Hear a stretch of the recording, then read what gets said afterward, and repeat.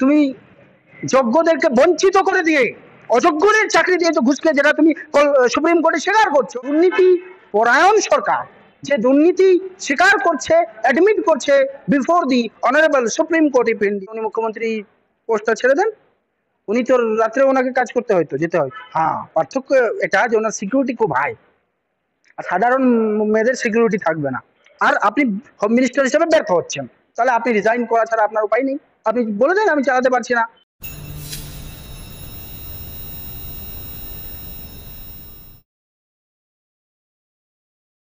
এসএসসিতে ভুয়ো নিয়োগ হয়েছে, অর্থের বিনিময়ে লেনদেনের মাধ্যমে নিয়োগ হয়েছে, কার্যত স্বীকার করে নিল রাজ্য সরকারের আইনজীবী।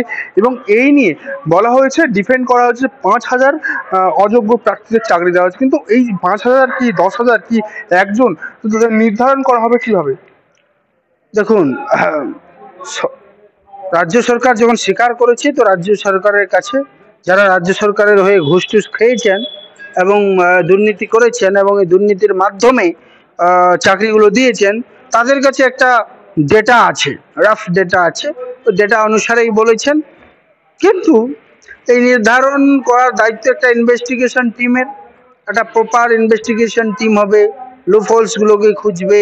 ওই লুপহোলস খুঁজে সবগুলোকে বাতিল না করে দিয়ে যারাই দুর্নীতি করেছেন তাদেরই বাতিল করবে। এটা তো হওয়া দরকার আছে। কিন্তু লজ্জার বিষয় যে আজকে পশ্চিমবঙ্গের সরকারের আইনজীবী সুপ্রিম কোর্টে দাঁড়িয়ে স্বীকার করছে আমরা তো দুর্নীতি পরায়ণ। আমি শুনেছিলাম কথা নেই পরায়ণ, একটা আমরা বলি না নেই পরায়ণ সরকার, নেই পরায়ণ জাজ। এইটা দুর্নীতি পরায়ণ সরকার যে দুর্নীতি স্বীকার করছে, অ্যাডমিট করছে before the honourable supreme court of India. বেড়াল গাছে উঠতে চায় না, কিন্তু ঠেলাই পড়লে গাছে উঠতে হয়। তো এই বেড়াল হয়েছেন আমাদের সরকার, ঠেলাই পড়ে দেখছে যে যদি বেশি চাকরি যায় তো ভোট চলে যাবে, বেশি চাকরি যায় এই ভোট চলে যাবে, এবং এই সকলের পরিবারের যারা লোক ছিলেন তাদের ভোটও চলে যাবে। তো ভোট চাই, এই জন্য দুর্নীতি স্বীকারও চায়। তো বলে না বেড়াল লাথি মারলে গাছে ওঠে। তো এই বেড়াল সরকার, পশ্চিমবঙ্গের সরকার, একটা কত লজ্জা। আপনি ভাবুন তো, কত লজ্জার বিষয় যে আমি স্বীকার করছি আমি দুর্নীতি পরায়ণ সরকার, নেই পরায়ণ নয়। বেশি চুরি করিনি, কম চুরি করেছি। মা মাটি মানুষের সরকার গেল কোথায়? মা মাটি মানুষ, বাই দ্য পিপল ডায়লগ হয় না, by the people, for the people, আর কি অফ দ্য পিপল। তো আমি সব পিপল জনগণের দ্বারা, জনগণের জন্য আমি সব করব, ওয়েলফেয়ার অফ দি স্টেট। কোথায় গেল লজ্জা? এখন আমি মনে করি এইটা স্বীকার করার পর তো সরকারকে লজ্জায় শিক্ষামন্ত্রীকে আমার মনে হয় ইস্তফা দিয়ে দেওয়া উচিত। মুখ্যমন্ত্রী ইস্তফা দিয়ে দিলে কোনো অসুবিধা নেই।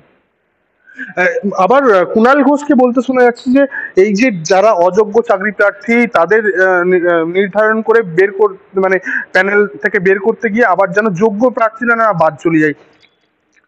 হায় হায় হায়, ঘুষও খাবো, আবার আমি নির্ধারণ করব। তুমি তো অযোগ্যদের চাকরি দিয়েছো যেন যোগ্যরা না পায়। তুমি যোগ্যদেরকে বঞ্চিত করে দিয়ে অযোগ্যদের চাকরি দিয়েছো ঘুষ খেয়ে, যেটা তুমি সুপ্রিম কোর্টে স্বীকার করছো। লজ্জা করে না তোমার? যে কিভাবে আইডেন্টিফাই করবে? ইনভেস্টিগেশন টিমের ব্যাপার সেটা। কুণাল ঘোষ কি? কুণাল ঘোষটা কে? Who is he? কে সে ব্যক্তি যে বলতে চাইছে যে সব? ও তো আমি শুনেছিলাম উনি জেলে গিয়েছিল না একবার, মুখ্যমন্ত্রীর বিরুদ্ধে তিনি অভিযোগ করেছিলেন। আমি তো তাই শুনেছিলাম যে জেলে গেছিলেন। উনি বলছিলেন চিৎকার করে আমাকে মুখ্যমন্ত্রীকে ধরুন, খাঁচা চাপড়াচ্ছেন, বলছে মুখ্যমন্ত্রীকে ধরুন আমাকে নয়। তো উনি তো দুর্নীতিটা খুব ভালো করে জানেন, দুর্নীতিকে উনি খুব এক্সপিরিয়েন্স করে নিয়েছেন। তো ওনার থেকে দুর্নীতি আর কে ভালো বুঝবে? কুণাল ঘোষ আবার এখন তৃণমূল সরকারের হয়ে ডিপেন্ড করছেন। লজ্জা লজ্জা লজ্জা। যে কালে দুর্নীতির মধ্যে ছিল, যে কালে মুখ্যমন্ত্রীকে গাল টাল দিয়েছেন, দুর্নীতির কথা বলেছেন, আজকে মানে ও দুর্নীতির পক্ষে বলছেন। এর থেকে আর লজ্জার কি হতে পারে?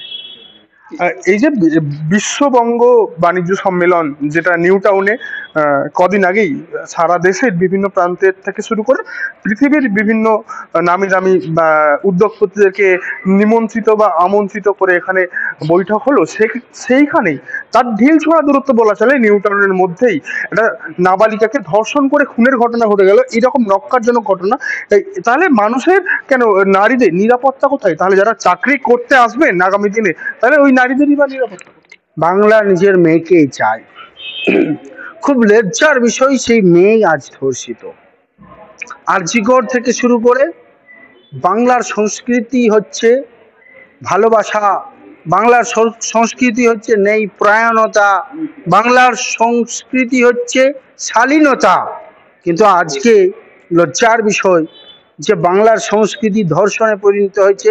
এর কি কি কারণ, সেই কারণগুলোকে আইডেন্টিফাই করা দরকার। আর এই যে সমাজে আমরা অধিবাসী, আমরা দেখিনি যে বাংলার এই কলকাতার বুকে রাত দুটো তিনটে মানে যত ইচ্ছে মহিলারা চলাফেরা করতে পারতেন, কিন্তু আরজিকর ঘটনা হওয়ার পর এই যে থ্রেট চলে এসছে, এটাকে মহিলা মুখ্যমন্ত্রীর দায়িত্ব যে প্রোটেকশনটাকে এনশিওর করা। বাংলা তো ছিল না, আমরা শুনতাম উত্তরপ্রদেশে, এইসব দিল্লি উত্তরপ্রদেশে ঘটনা ঘটে। বলে রাখি, আরজিকর কাণ্ড ঘটনা এরকম ঘটার পর পর মুখ্যমন্ত্রী নিজে মন্তব্য করেছিলেন যে ওই নারীদের নিরাপত্তা দেওয়া থেকে চুলোই যাক। তিনি বলেছিলেন যে ওই রাতের কেন কাজ করবে মহিলারা, রাতের শ্রমিক কেন হবে, রাতের বেলায় আর কাজ করা যাবে না। এগুলো লজ্জার বিষয়। তাহলে একজন মহিলা হয়ে যদি বলেন, তাহলে উনি মুখ্যমন্ত্রী পোস্টটা ছেড়ে দেন। উনি তো রাত্রে ওনাকে কাজ করতে হয়তো যেতে হয়। হ্যাঁ, পার্থক্য এটা যে ওনার সিকিউরিটি খুব হাই, আর সাধারণ মেয়েদের সিকিউরিটি থাকবে না।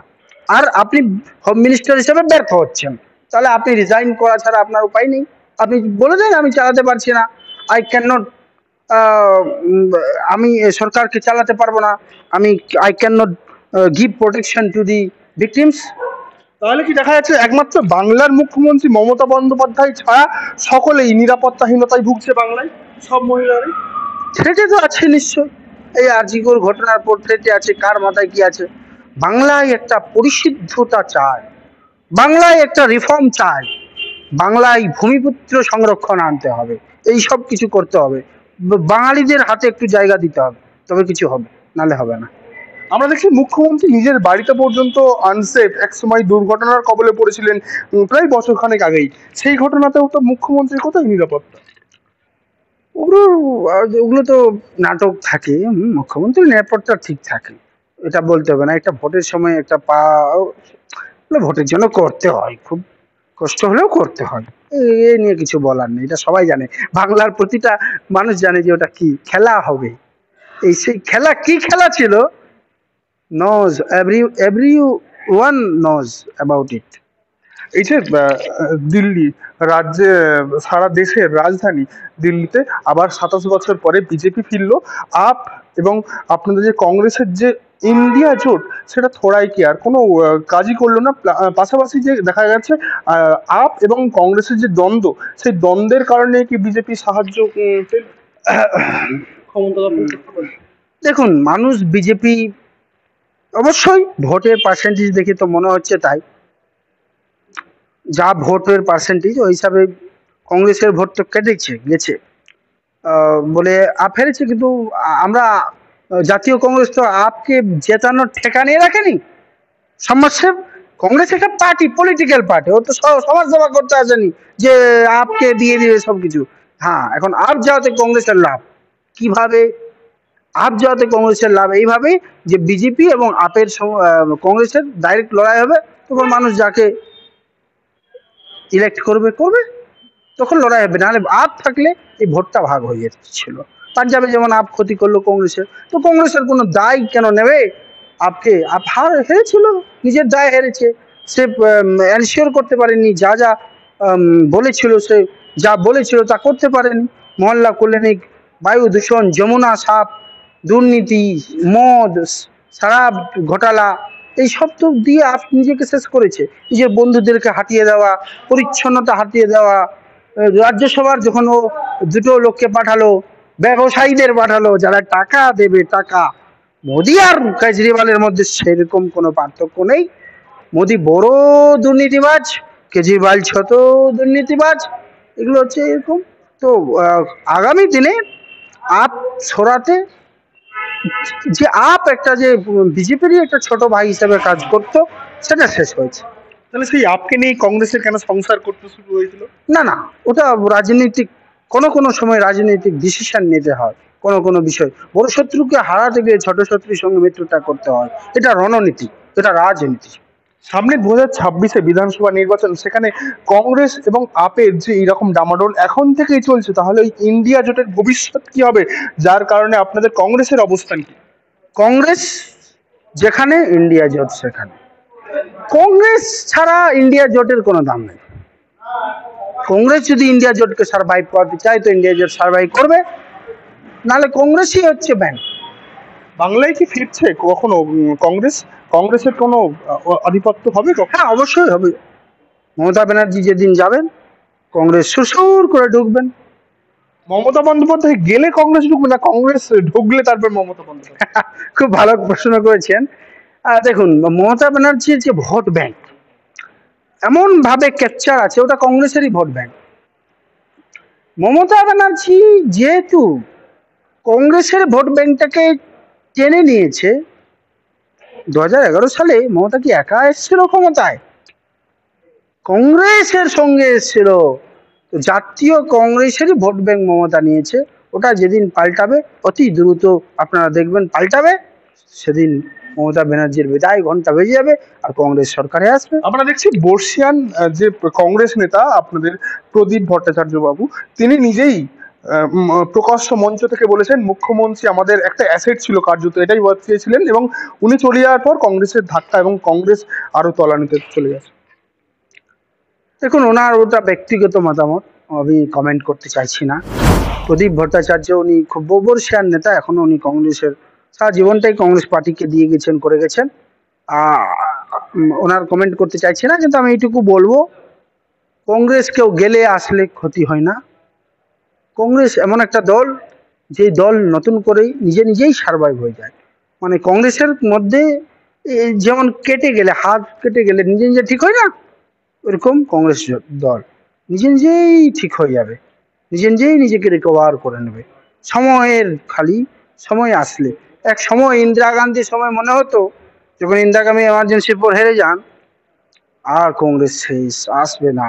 কিন্তু আবার যে কংগ্রেস আসলো আর রেগুলেশন দিয়ে গেল, আরটিআই অ্যাক্ট, যার মাধ্যমে দুর্নীতি, যেটার জন্য কংগ্রেস পার্টি গেল সরকার থেকে। একেবারে শেষ প্রশ্ন, আগামী দিনে যে মুখ্যমন্ত্রীর, যে তৃণমূলের মুখ্যমন্ত্রী বাংলায়, আর কেন্দ্রে রয়েছে বিজেপির প্রধানমন্ত্রী নরেন্দ্র মোদী, আগামী দিনে কংগ্রেস কি কোথাও একটা জায়গা করতে পারবে? কোথাও পশ্চিমবঙ্গ কিংবা সর্বভারতীয় ক্ষেত্রে? সর্বভারতীয় কংগ্রেস, রাহুল গান্ধীজি কংগ্রেসেরই প্রধানমন্ত্রী হচ্ছে, এটা আপনি নিশ্চিত জানেন। কত সাল? 2029-এ কংগ্রেসের সরকার আসছে, নরেন্দ্র মোদীকে সাধারণ মানুষ রিজেক্ট করেই দিয়েছিল। সাম ও দাম দণ্ডভেদ দুটো, কি বলে ওই হুইল, কি বলে ওটাকে, হুইল চেয়ার না, ওই যেটা নিয়ে বৈশাখী, দুটো বৈশাখী নিয়ে সরকারটা আছে এখন, নীতিশ কুমার আর আমাদের নাইডু, এর মাধ্যমে। তো মোদিজির সেরকম কারিশমা নেই, কারিশমা শেষ হয়ে গেছে। আর অ্যান্টি ইনকামবেন্সের জন্য দিল্লিতে জিতলো, আর কংগ্রেসের মানে ভোটটা ভাগ হলো, এই কারণে জিতলো, না মোদিজির কারিশমা নেই। আর বাংলাতেও কংগ্রেসের দলকে শক্তিশালী হতে হবে। রাহুল গান্ধীজি বার্তা দিয়েছেন, দলের আমরা চেষ্টা করব কংগ্রেসকে আরো শক্তিশালী তৈরি করা।